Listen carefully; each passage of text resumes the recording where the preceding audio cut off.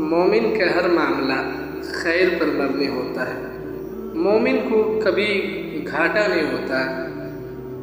मोमिन का कभी नुकसान नहीं होता है। अगर तकलीफ़ भी पहुंचती है और सब्र करता है तो ये भी उनके लिए बेहतर है, और अगर खुशी पहुंचती है, नेमत मिलती है और शुक्र करता है तो ये भी उनके लिए बेहतर है। अल्लाह के नबी सल्लल्लाहु अलैहि वसल्लम ने फरमाया, अजबल लिअम्रिल मुमिन